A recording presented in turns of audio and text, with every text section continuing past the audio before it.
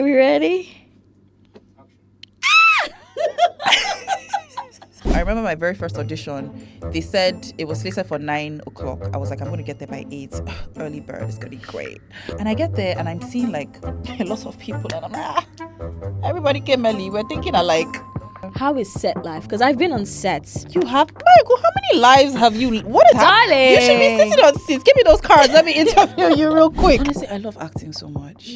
You know when you love something so much, like no matter what it throws at you, you're just gonna be like, I'm just happy to be here. What, I have to wait 22 hours? That's fine. There's no food? That's fine. The director insulted me? That's okay. I haven't found someone who has loved me in the right way, especially in this Lagos. I heard the streets are a bit murky. Lagos? Lagos? Don't even bother.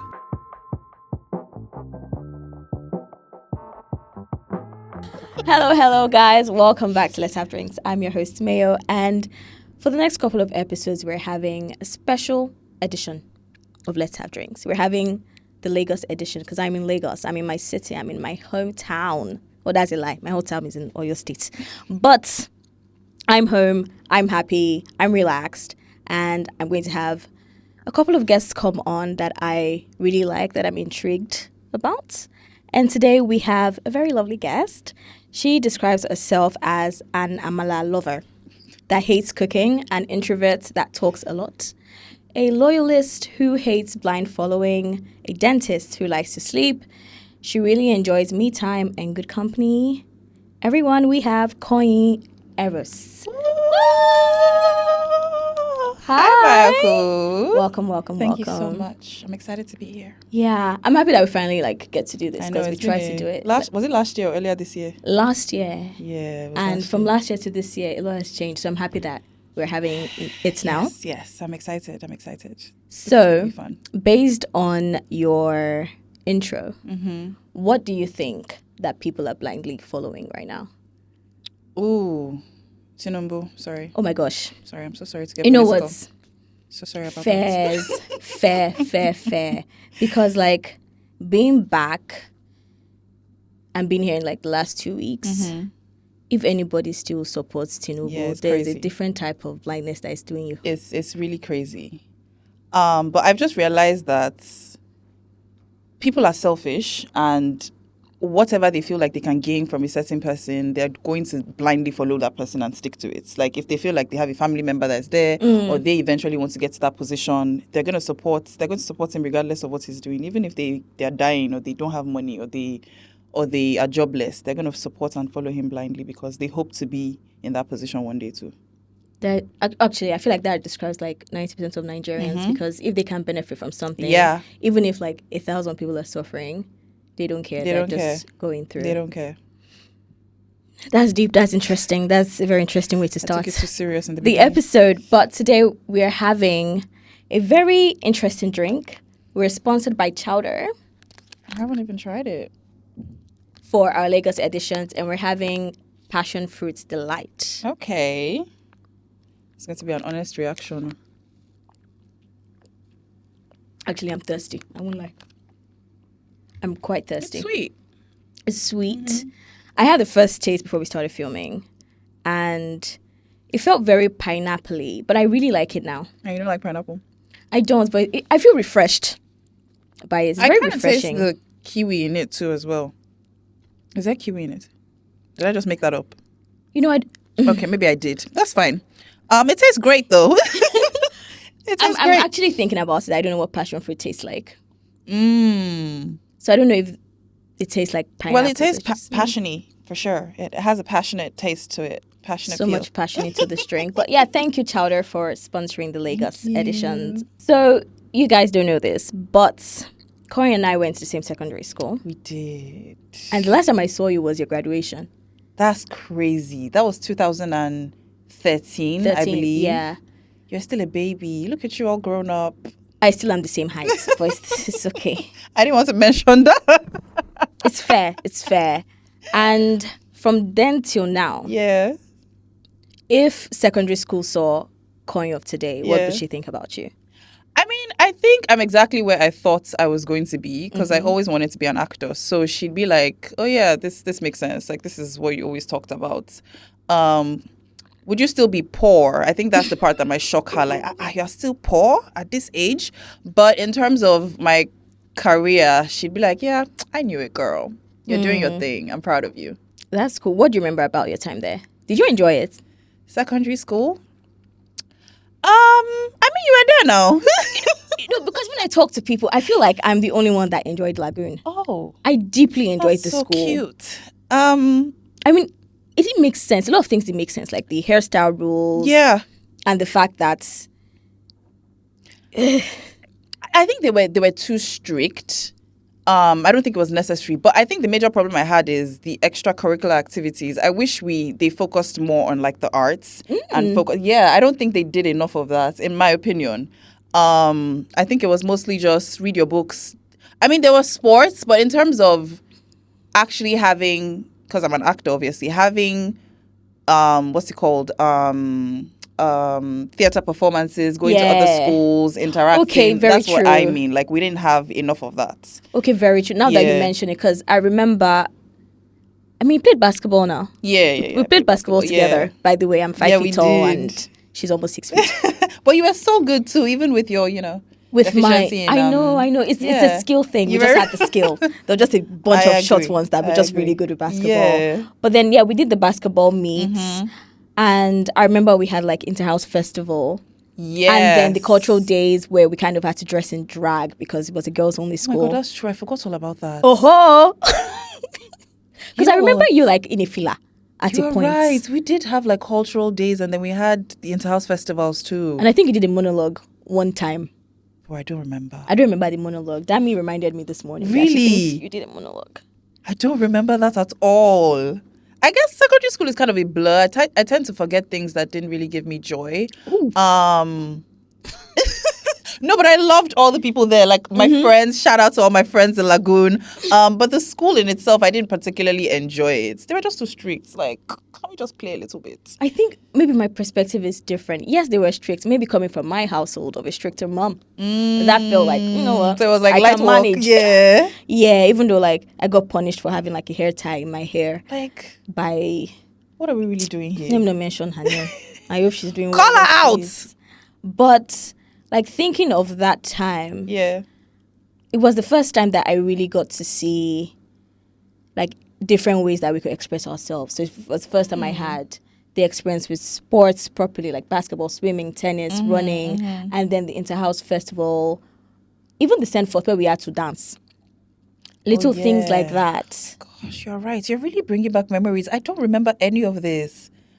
It seems like it's only me that kind of liked my secondary school. I remember we had the Send Forth thing. That's crazy. Yeah. So did that shape you in any way? Even though you mention it, I guess it wasn't such a terrible experience. Yeah, because I remember we did a Send Forth thing where we had to sing. I don't remember the song that we sang, but that was fun. And then there was another time we did what's it called? A cultural dance with Inyanya's song Kukere. That was a very, very fun time. Like, shout out to Fadeke and everybody that was part of that dance. Every time we hear that song, we always do it. It's like we actually had good memories. So yeah, I guess they allowed me to express my artistic side a little bit and explore things. Also, another thing I liked about our secondary school is that we had like a blend of different people. Like it wasn't just all like elites and posh people. Like everybody, we had a blend of everyone, and I, got to see people that are, what's the word? People that are, come from a humble background, and people that it's not shade, I just mean like we had a nice blend of everyone people. So it was nice, that was not shade. Did that sound like shade? I don't know, it's up to like God people listening and viewing to know if it's shade or not. I just meant that it was very diverse. Yes, that's what I meant. I kind of liked that it was girls only too. I didn't like that. I liked it because I felt like being a teenager is a really awkward stage, and we got to be like ourselves in that way. We're just rough and we're not very self-conscious because we're not really perceived by guys. I mean, when the white sands bus pass, some people do act up. They do be like, ugh. Ugh. But I liked that. Boys. I had that. I don't know if I would recommend girls only Right. to people, but like from my experience, I think, you know what, it was pretty fine because I became like really confident in myself as a person. Yeah, I guess. I wouldn't send my kids to an only girls school. Like, just have a nice blend, because that's what real life would be. Like, Very you're not going to true. be segregated from boys in real life, right? But yeah, it was an okay experience. But yeah, it did help in my confidence a bit, because I didn't have to pander to anybody. I was just being myself around people that are like-minded and people that sort of have the same experiences as me. Yeah. So yeah, it was pretty okay. And I think like where the time we were growing up was like the advent of internet as a social tool. And I think it was really interesting because like trying to research for this episode, and I went back to my Facebook Oh God. and saw the pictures. And then I went to your Facebook and I saw a picture of me. Really? That I took a picture. I think I was in GS2, meaning that maybe you were in GS3. Yeah. And I took a picture of myself and I tagged you in it. I love that. That's what we're doing back then. No? And I think like I miss that what I do part of social media Yeah. because it was just like I just tag like different people. I don't even know if I Yeah. talk to you, but you're following me, Yeah. and then you're my sister on That's correct. Facebook. I'm just That's like that correct. was very like cozy. Yeah, take me back to that time. That's so true. You would tag me and then I would repost it or whatever we did back then, Yeah. or comments, and it was no big deal. It Like was just, archiving your adolescence. I don't know if maybe like when people that create arts when they're going like into a new era and like clear out all their pictures of like a previous era and then it's blank. Do you think you will ever do that? Like just clear out to start like a blank stage for yourself, or you just keep like the archive of like adolescence and the pictures and all of that stuff? I mean, yeah, Facebook, I'm going to wipe out everything. I don't use my No. Facebook right now, but You don't? no, I don't. So it automatically posts my things from Instagram. Okay, but I okay. don't actively use it. But if I go back to that Facebook, I'm going to have to delete the old post, because I can already picture, there's one particular picture that I had that my neck was really long and I had like cornrows on and I was wearing like a pink top. That picture has to go. I'm going to save that picture before you take it down. And I had like a black bolero on. That was fashion. Ha. No. That was fashion. It has to go. So Facebook, yes. Instagram, maybe not, because I feel like Instagram has more of my journey as an actor. So I would love to sort of have that there as inspiration for other people and even inspiration for me. But Facebook, no. Has to go.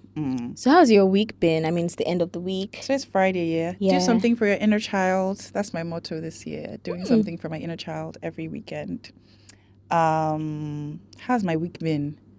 It's been chaotic. So we had the AMVCA this past weekend, which is like an African movie award that we do in Nigeria. It's How like the was that? Oscars of like Nigeria. And it was fun. I had my dress made a day before. Why the does award that show. happen? Poverty. It's very important to note that if you're poor, you don't really have the luxury to plan things and like you get me. I feel you.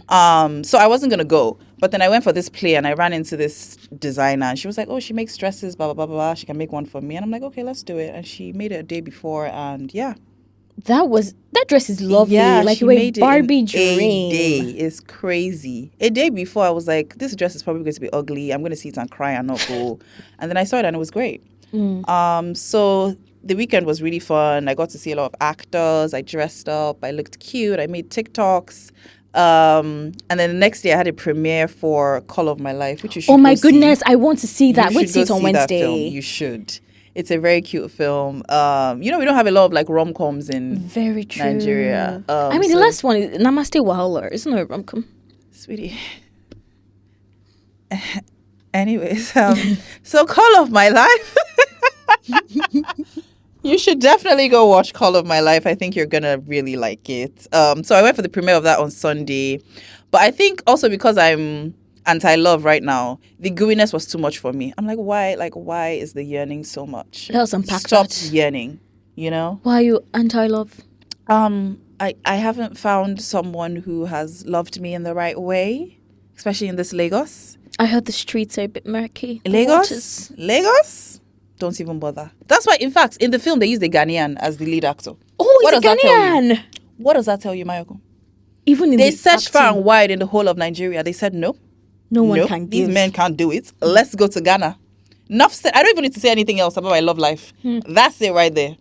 They had to call Ghana, Mayokun. Do you understand what that means? Exactly. There's no love at home. So what am I supposed to do? I can't even fault you for that. Exactly. So I might have to go to Ghana. You know, when I went to Ghana, Yeah, I've never been. really, I've never the only been. reason why I went to Ghana was because there was like a school trip. They took us to Ghana. So I was supposed to. We had that in our set too, but I didn't go. I chose to go to America. Fair. Yeah, Which I would but I have wish chosen. I did go because I'm sure. Was it fun? It was so I fun. can imagine. Yeah, the food was trash though, but it was so fun. Ooh, We I survived can on imagine. pizza for a week. They were buying you guys pizza. We refused to eat the food in the Who was buying you guys pizza? misoche. Wow. Oh, Miss Oche. Okay, that makes Yeah. sense. That makes sense. So we're eating pizza. Every day. Literally. Because that's the only thing that we could agree That's to eat. Everything else was trash. crazy. Yeah. So like going to the AMVCs, because I actually have been, Oh, okay. yeah, when I was working in media, I went there to cover the red carpets. Ooh, I didn't know that you had that phase in your life. I've had phases. Interesting, Mayoku. We will unpack the phases. All right. But yeah, when I went there, I remember I wore this like purple dress that I wore for faculty dinner. Okay. Because they said I had to wear a dress and I was covering red carpets Yeah. and all of that stuff. But sitting in there, did it feel validating that, yes, this is something that I'm in the room Yeah. and this is something that I know that can happen for me? So interestingly, that wasn't my first time. I had gone in 2024, I believe. So I mean, it felt like a familiar experience. It was nice to see people get awards. Someone in my management team as well, like another actor that were managed by the same person, got an award, Uzo Arukwe. So it was nice. It felt like, okay, it's close to home. This might come to me soon as well.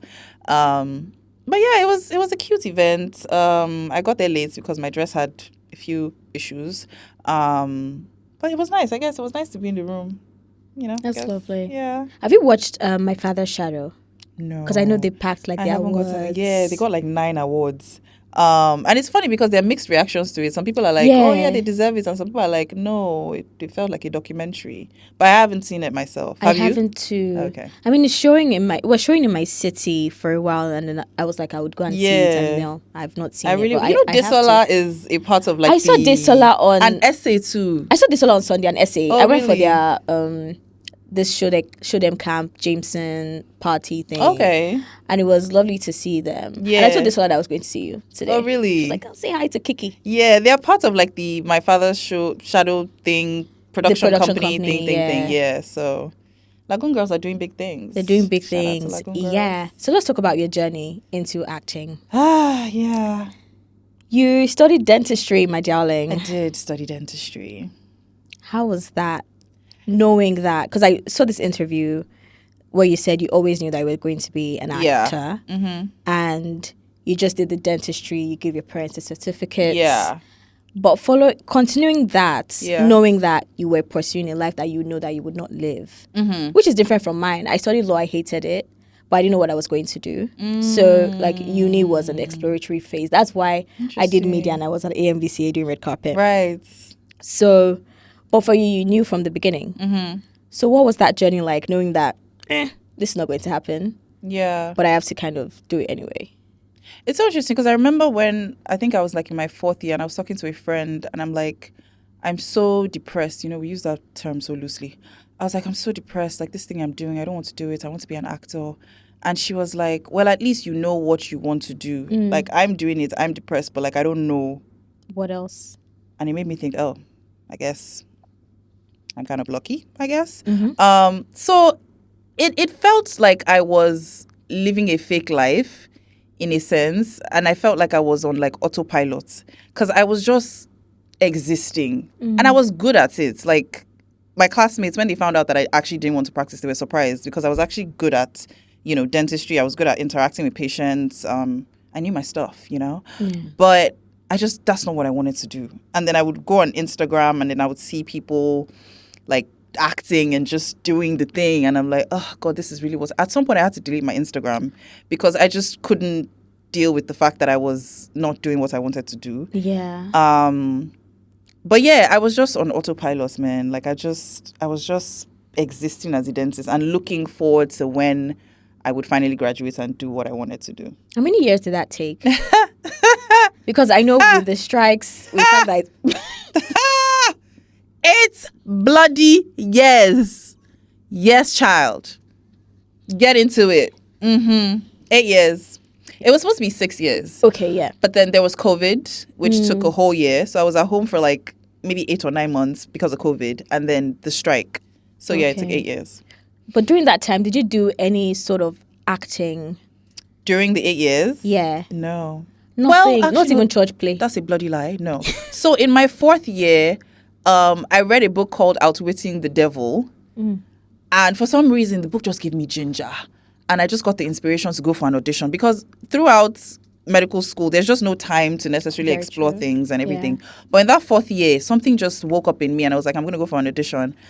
And I did. I went for 3 auditions. And the 3rd one, I finally landed a role. And I did like a 3-day or 4-day filming thing for a series, which was really fun. It was nice to feel validated and to feel like, you know, I can actually act and somebody thought I could act, right? So I did that, but then I couldn't juggle the two. So after that, I just focused on my books. So that was the only thing I did acting wise throughout the 8 years. That I would say that's very brave of you not to really like break. I mean, pretty sure you had like crash outs. Being Yeah, like, 100%. I'm stuck here. 100%. Countless crash outs. Shout out to my friends. They kind of kept me sane during that period because some of them enjoyed, what's it called? They enjoyed school. So it was nice to, I was like, oh, you guys really, That's what I feel. You People that really like wow, this. you love law. wow. You I'm know? so happy for yeah. you. So they kept me sane. I was like, okay, if you guys can push through, so can I guess. Yeah. So yeah, it wasn't a fun experience, but we thank God. But I see you still like, even though you don't go by doctor, you still like carry that title in a way because in your intro you said dentist, which is very different from me because when someone calls me a lawyer, again, I refuse to go to law school. But when someone said, oh, you studied law, I'm just like, I don't remember anything. Like, don't refer anything law to like me. it irks you in a way. Honestly, it does. Okay, quick interruption. Now, if Let's Have Drinks feels like that conversation you've always wanted to have, I think it is time for you to subscribe wherever you're listening to this from. Also, follow us on all socials at Let's Have Drinks Pod. Rate the podcast, share on socials, share with your friends. Also, subscribe if you're on YouTube, comment, like, do all the lovely stuff. It genuinely helps the podcast grow and helps more people see these conversations. And also, it just makes me know that you're enjoying the podcast.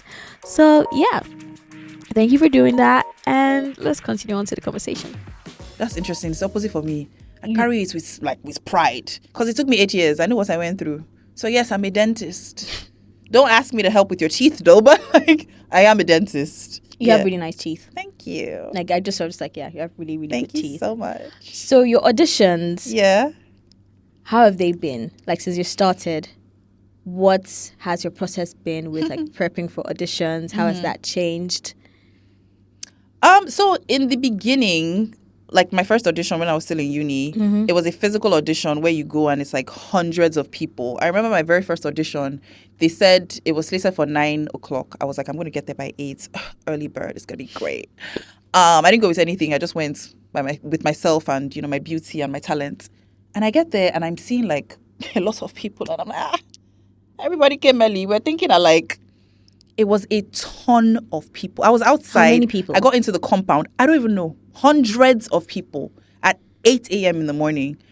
And I'm like, wait, what's going on? And I go and I see like a table and I'm like, oh, hello, you know, I came to... And she was like, oh, you have to join the line. And the line was like, you know when a line is so long that it's like a thing. There were so many people. So many people. Then at some point, they told us to leave the compound. People now started rushing. I almost lost my wig. Somebody almost beat me. So, you know, it was truly a journey. But now things are a bit different because we have, after COVID, we now have like self-tapes. So you can send your tapes to producers and then they look at it, they narrow it down to like 20 or 30 people. So when we actually meet up physically, it's not a lot of people. But it's still tough because a lot of times producers like to work with actors that they already know or recommended by somebody else. So if you're a new face, it's hard to sort of convince a producer that they should hire you if they don't know you. But yeah, it's mostly through Instagram. I would DM a lot of producers. I would like their pictures. I would comment on their stories. Honestly, it's just groveling. It's so sad and so what's it called? Embarrassing. But as an actor, that's what you have to do. You have to grovel a little bit and, just you have to play to the game and just compliment them and, make them feel special so they can notice you and then hopefully watch your tape on your Instagram and then ask you to come in for an actual audition. Oh my God, so many things ran through my mind. First of all, is the fact that even like when you are pursuing something, it comes with so much groveling, even with this podcast. And I gave myself the aim of doing 12 this season. So we've gotten halfway through, which is That's a big deal. A big deal because it's been hard. But also like making this work, getting guests is a lot of, really? Please come to my podcast. I think your story is interesting. And I think I'm going to vibe with you kind of thing. DMing people, all of that stuff. And it can kind of get like, for me, like I'm good with applying for things. I apply for things randomly. But like reaching out to someone one-on-one to be like, please just give me a chance to have you on here. It can be a bit... So when I give myself immediately I send that and I just close the oh my God, now social media. Like, is this can't me? you see me and see success? You should be able to see the vision like I see it. It's so clear. that is what it is. But that's the thing. Like, if you're not known, you have to prove yourself in a way to people to make them buy into your stocks. Because if you don't have following and you don't have, like, why should I come on your podcast? Why should I put you in my film? Exactly. But it is something interesting with your women's series. What was the thought process behind starting that? And what has that brought forth? I mean, it was for a selfish reason because I needed a way to put myself out there and sort of catch the attention of like producers and just people in general. I was hoping for virality.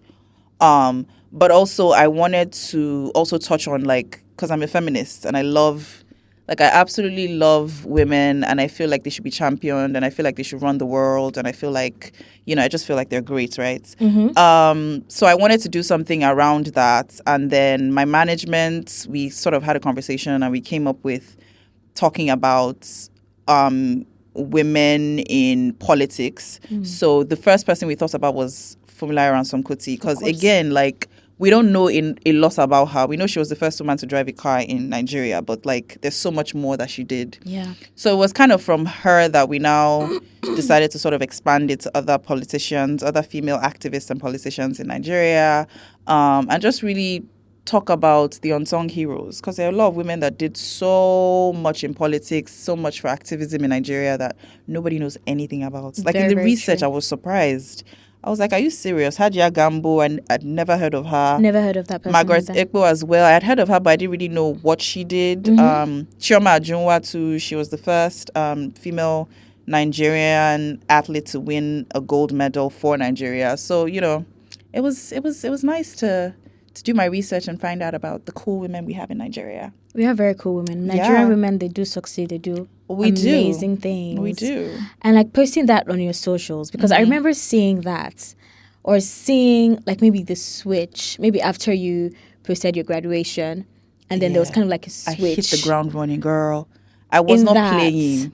And I think I was just like, oh, yeah, this is happening. What was the reaction? Like, because maybe a lot of people didn't know that this is what you wanted to do. What was the reaction from people like changing your socials, seeing it like, okay, this is a 360? I mean, people were so supportive, especially my classmates from uni. They would text me and just be like, oh my God, because right after I wrote like my final exam, a producer reached out to me for a film. And so I did my first like feature film like a few days after I finished my final year. That? It's called Carolina. I tried to find it. It's on YouTube. It kind of makes me cringe, but humble beginnings and all. So that was my first film right out of uni in 2021. Yeah.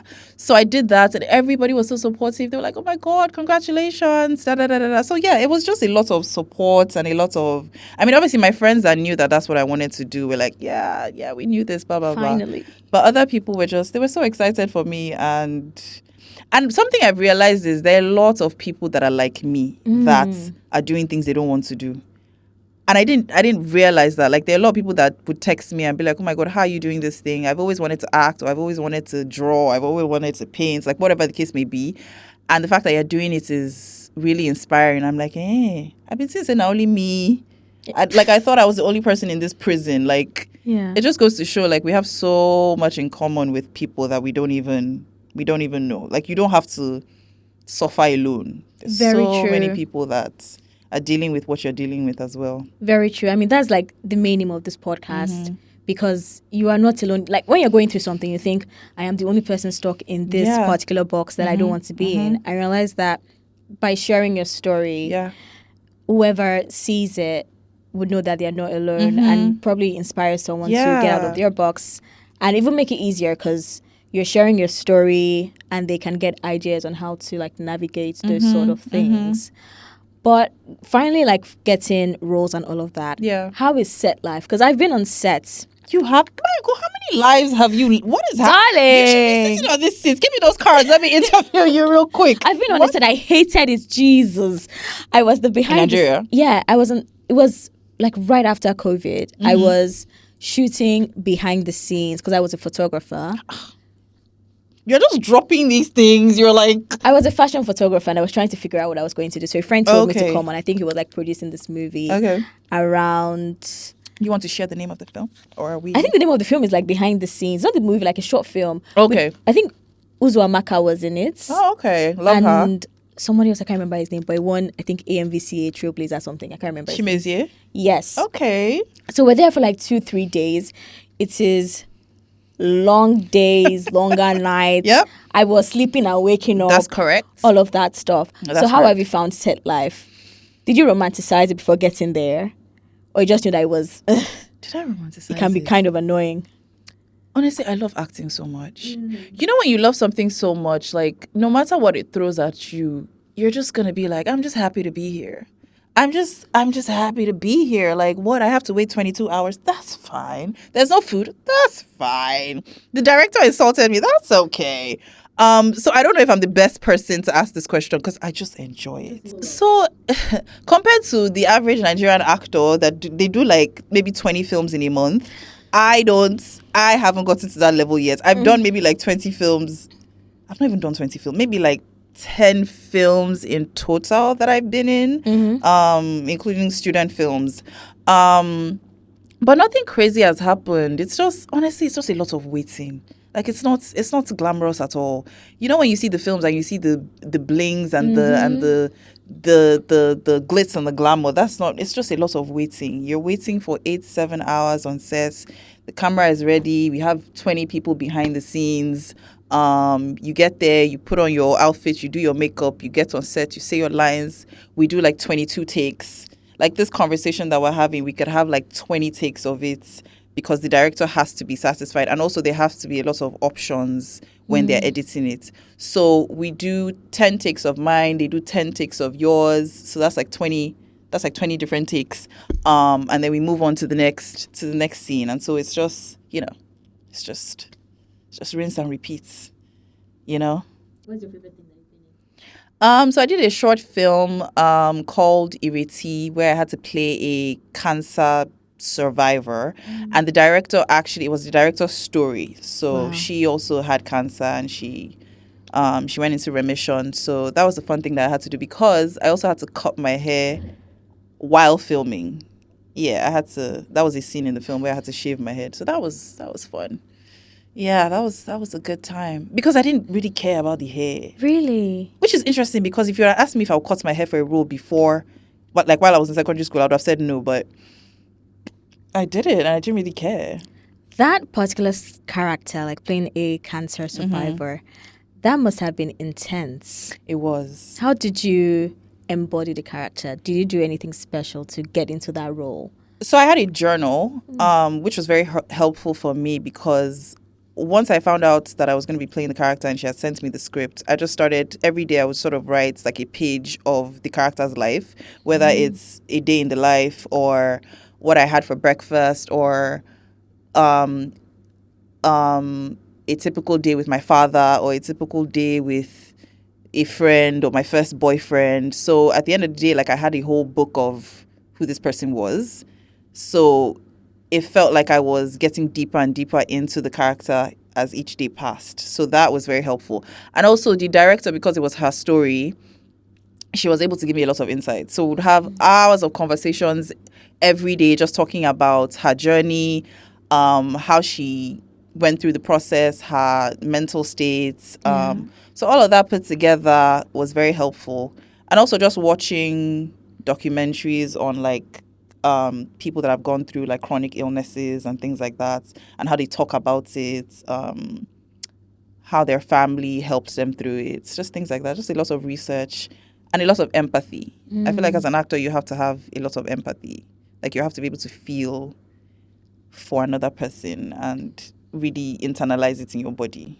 Yeah. Yeah. I find it intriguing when I read or watch actors' interviews and they talk about method acting and really staying in that character. I'm always curious if kind of do they get lost in that character? Kind of like this guy that played Elvis. Yeah. Is it Austin Butler? Yeah.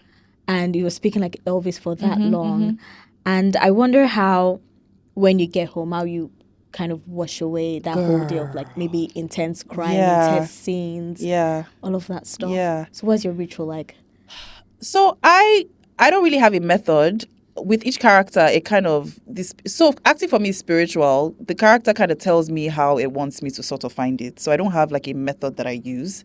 But in terms of shedding off the character, I've not figured this out too. It's still so difficult. So for now, what I do is I watch a lot of comedy shows. So laughter kind of helps, but it still takes me time to like just release the character. Sometimes I have to speak to the character and just kind of be like, it's okay. You can. Like the last one I did a play for like a month. Her name was Dami, and she went through a lot. And yeah, her name was Dami. She went through a lot of, it was a roller coaster of emotions. She went through heartbreak. She went through betrayal. And the character stayed with me for a while afterwards. Like I felt like even when I was trying to audition for other roles, she was still there. So I had to be like, Dami, this has been great, but you're going to have to go. So yeah, I'm still trying to figure out how to let go. It's tough. But people have rituals. People watch things. People, I don't know. People do different things. So I haven't been able to figure out what best works for me for now. So it's still a process of finding it. Yeah. And when you're choosing your roles, like what to audition for, are there specific roles you want to get? Or you just be like, whatever is out there, I'm just going to audition for everything and let's just see what clicks? So as of right now, I'm not really a Meryl Streep or like a Viola Davis. So I don't get to necessarily choose my roles. I can't be like, oh, I don't want to do this one. I'm more open-minded because I haven't gotten to the point where I'm like sought after necessarily. So I need to do a lot of things so people can see it and be like, oh, this girl is actually good. Then I can now like pick and choose. But for now, I kind of have to do sort of what is presented to me. But if it's downright stupid, I won't do it. But I kind of have to be more open-minded. So I'm not very selective right now, unfortunately. Yeah. But are there things that you know that I can never do? I mean, that I can never do? No. Just open. As long as the story makes sense and the character is interesting, I am down. I'm open-minded to see what I can do with it. Yeah. Yeah. In terms of things that make sense and what you mentioned before, like with actors that shoot 20 movies in a month. Yeah. The way Nollywood moves is like pretty different to what we kind of watch like outside, like Hollywood, where they spend 6 months to a year shooting something. Yes. And now we do movies in like 1 week or even less. 3 days, 4 days. My first film, we did it in 4 days. Sharp. In 4 days. That's and correct. Then now YouTube is like a new consumption model where people get their entertainment. Yeah. Was it something you expected or you just always wanted to be like, either I'm going to be in the cinemas, I'm going to be in the sets, and now it's like YouTube? Yeah. My vision was cinema, Netflix, Amazon Prime, streaming, that was the vision. But, man proposes and God disposes. And people come up with ideas. Listen, like putting movies on YouTube. YouTube is the new wave, and as an actor, you cannot run away from it because that's what's selling now. And so I know that I have to get into that space. I haven't been able to get into it yet, but I know I have to get into it because as an actor, you have to be relevant, and YouTube is what is relevant now.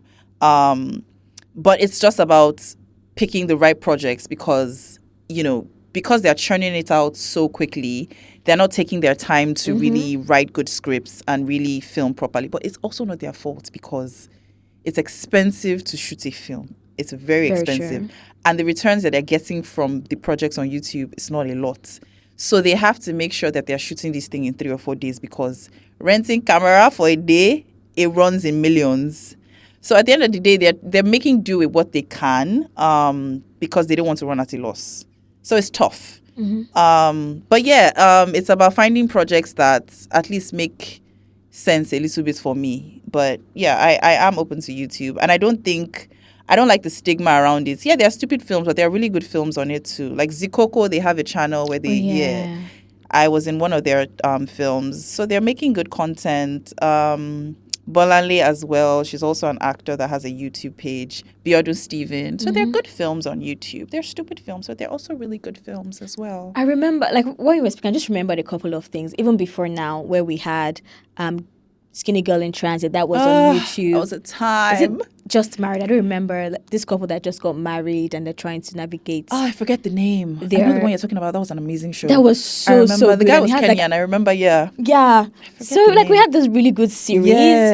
Web series, that were just so good. Yes. And the quality was so good. And everyone tuned in every single week to watch it.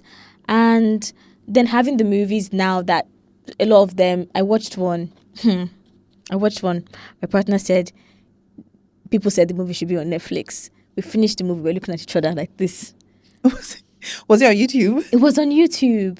And then the producer name was just in the middle of the movie, like, so that people would not pirate it and all of that stuff. So it's been very interesting with Nollywood, where I feel like, you know what, there's actually space for that. I just wish like a lot of the stories were better and more diverse. But also I understand like the restrictions the Nollywood industry has in creating all of these things. But do you ever want to like produce your own sort of stories? I do want to go into producing, but acting is my first love, so that's something I'm still like heavily focused on. But at some point, I do want to have like my own production company and write films and make films. And also, I feel like actors and crew members, in terms of welfare, it's not great. So that's another reason why I want to start my production company, because I feel like actors need to be treated better and crew needs to also be treated better. And that's what I want to sort of get into to help my fellow actors. What and also selfishly there? Put myself in films and make myself the lead. I mean, Reese Witherspoon exactly. is doing, I mean, Kerry Washington too. There's so many of them. Issa Rae. Kaling. Yeah, Issa Rae. That's my girl. Yeah. So yeah, that's what I intend to do as well. Well, how are actors treated, and what can change in that? God, Maeyo, see, I'm still a baby in this industry. You know, I don't want to be blackballed. No, you will not. That's a real thing. We're just having drinks, we're just like gisting and things. But what do you want to see like become better? I mean, obviously, because I think it's more so a Nigerian thing where the legends or the people that are more, that are more followed or have a bigger following are treated, with a little more respect than, we that are just sort of coming up with no name. And sometimes it's not intentional. It's just unconscious, True. When you just know that this person is an A-lister and this person is a Z-lister. There's just a certain way you treat the A-lister compared to the Z-lister. But also things like just contracts. There are a lot of actors that, because they're quote unquote desperate for a role, the producer will just kind of be like, no, you don't need to sign a contract. Just come tomorrow. I'll pay you 50K or I'll just give you transport. And they don't know their rights because they're not educated on what their rights are as an actor. Like, you're collaborating with the director and the producer. You're not necessarily an employee. It's a collaborative thing. But because they don't know their rights, they feel like they're smaller than the director. And it's like, you're not going to get a good film if I feel like I'm smaller than you, because we're creating art. It's a collaboration. I'm supposed to be able to come to you and talk to you and be like, oh, what do you feel about this character? Should I do this? Should I do that? But if I'm feeling like, oh, you didn't give me rice this morning and the A-lister is sitting with you and you guys are kicking and laughing. Oh, so I guess guess I don't really matter. That messes with your psyche. Mm-hmm. So yeah, things like that. But it's more so I guess it's more so a Nigerian thing.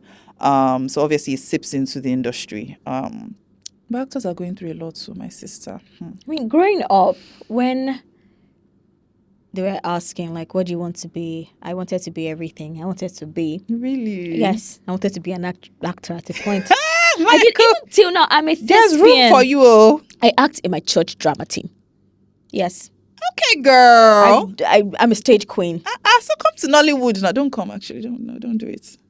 I'm a stage queen. Okay, I didn't know that. Yes, that's why I say you should come as a thespian to another. Interesting. Okay, girl. I love it. So did you get like any sort of training at any point during this journey? I did. So in 2020, while I was locked up at home, I started doing like online classes because there was a lot of free stuff. So I took advantage of it. In 2020, a lot of acting coaches in America, they were doing like free master classes. So that's when I met my first acting coach who was in LA. She started doing like online acting classes and she collected like maybe $60 a month. Like it wasn't expensive at all. And normally she would charge like thousands. So yeah, I did that for a while. And then when I graduated, I moved to Chicago and I went to like a proper, like, not conservatory, but like an acting studio. Graduated from where? Unilag. Oh, okay. You didn't know I graduated from Unilag? No, I knew. I knew. Yeah, now when I graduated from... Okay, then I went to Chicago. I went to the Chicago because that's where my sisters live. Okay. So I went there and I did like acting school there and I did improvisation. I did method acting too as well. I learned a lot and then I started doing student films and short films in America and then I came down here. I'm still training self. I'm currently training at Identity School of Acting in London online. So I'm obsessed with training. I just feel like I need to be learning something. I want to go to improv class. You should. It's so much fun. But I feel like just being there and just say... It's so much fun. Like you're just basically a child and everybody is foolish with you. So it's fun. It's just I think that's what I like also about like the concept of even acting, or maybe what I like about books, being able to go somewhere that you would necessarily not go experience something that you necessarily never experience. Exactly. That's why I love it so much. Yeah. But then the funny thing is, I loved acting because I thought it was an escape from reality. But when I started taking classes, it's actually not an escape. In fact, it's you confronting your reality. I was like, oh, but I don't want to deal with my stuff. That's why I'm here. My coach was like, no. You have to do the work on yourself before you can be a good actor.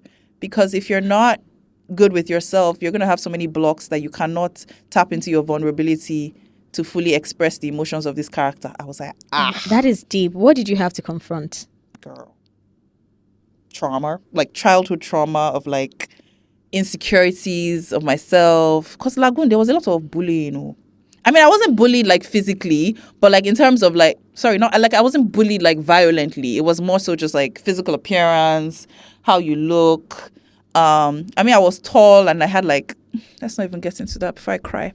But yeah, just dealing with insecurities and dealing with trauma from like childhood, and things like that. Like there was one time I was in class, my coach was so hardcore. There was one time I was like, this is too much. I don't want to do this. She was like, okay, don't act. I was like, that's not what I meant. You're supposed to encourage me. But yeah, there was one time I was doing a scene and it involved me holding like an imaginary baby.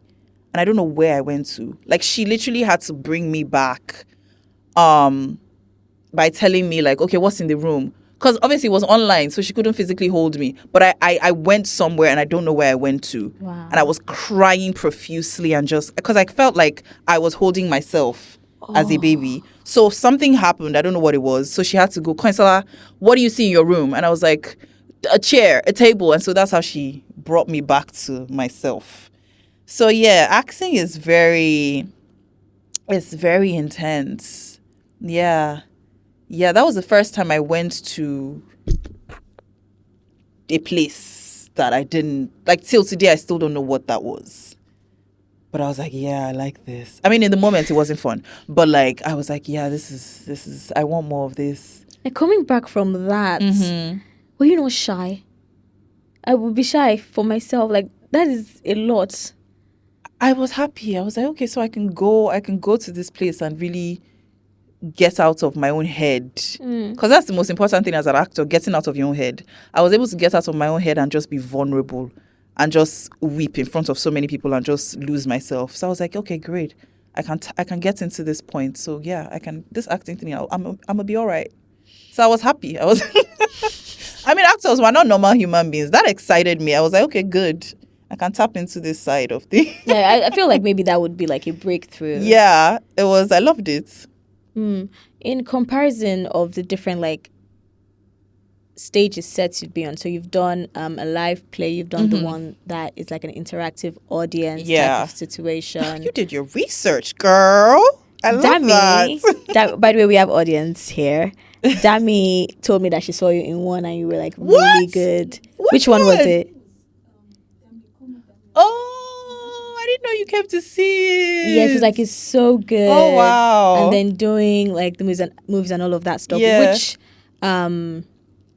medium or format or whatever is your favorite to do? Is it like the movies or doing it like a live play? I mean, I really love the live plays because there's like an immediate reaction from the audience and you can feed off of their energy. And then you also get weeks to practice.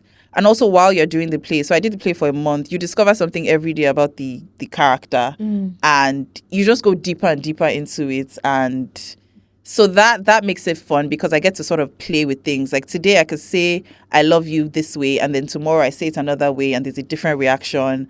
Or my co-actor gives me something different and we tap into this thing that we didn't do in the last show. So with that, like you have a constant reinvention of the character. So that's fun as an actor because if you're doing the same thing every day, it's not as exciting. But the fact that we get to reinvent it, I feel like that's fun for me. But the pay is not great.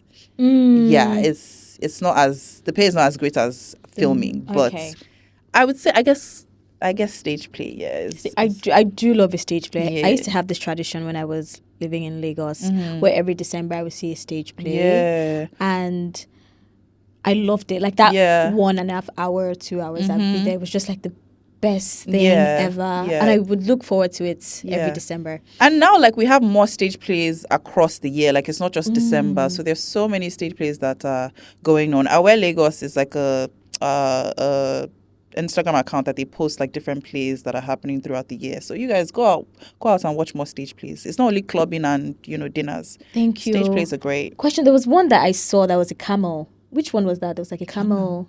I saw it on TikTok. Was it live? There was a camel. I don't think I saw that one. A live camel. Really? Inside. Oh, you know what? I think that was Ni Akomolayo. I forget the name of the play, but I know the one you're talking about. He's also a filmmaker that started getting into play, I think this year too. Started getting into stage play. Yeah, he's a good one too. Yeah. You know one thing? I told myself that one day I would take an adult gap year. You take a what? An adult gap year. Ooh, okay. And when I do that, I will audition for Hamilton. Girl, I'm behind you solidly. I would be like, I want to do a stage play. Do it. Mostly Hamilton. I'm behind you. I just want to be in the ensemble cast. Yeah. It's just fun. It's fun. My resume. You should. You absolutely should. You don't want to try before you go back now. You can just do a little film, just a little something before you leave. Just a little. It could just be for a day. Just a little something. Do you understand how much I don't like being on a set? I know that one traumatized you, but there are sets that are great. Like even, I don't even know how you guys do like going for rehearsals. Because even when I do like my church plays. Yeah. And we have to go for rehearsals. For like weeks. By the way, the one I did in December, I was Mary's friend. Oh. Nameless and no line. And I had to go for rehearsal. That's the thing. That's more tiring. Yeah. That's more tiring because if you're not doing anything, it's like you get tired easily because what am I doing? I'm just sitting down here. That's the thing. Yeah. So last question. What is your dream role to play? Oh my gosh, my dream role. I don't have one specific dream role. Maybe like an action film. I'm looking forward to an action film where like I kill bad guys and I like ride a motorbike and I like wear like leather pants and like shoot at people. That's something I'm excited about. But honestly, I just want to play every role. Like the ordinary mother, a politician. I do want to do a biopic as well. I'm looking forward to doing the biopic of maybe Funmilayo and some Kuti, or just, a really great woman. So, yeah. That's great. Yeah, casting for the new James Bond. I think Meryl Streep will make my God, a great James Bond. Meryl Streep is crazy. Meryl Streep is the perfect actor for every... She's never... As James Bond? She's the perfect actor for every role. And that is the end of the podcast. Thank you very much. Bam. Wow, that's crazy. Shout out to Viola Davis. That's my favorite actor of all time. All right, guys. All right, guys. It was lovely having you with us, having drinks with us. Yeah, Thank you, fun. for coming. English. Cheers. Cheers. And see you in the next one. Bye, guys.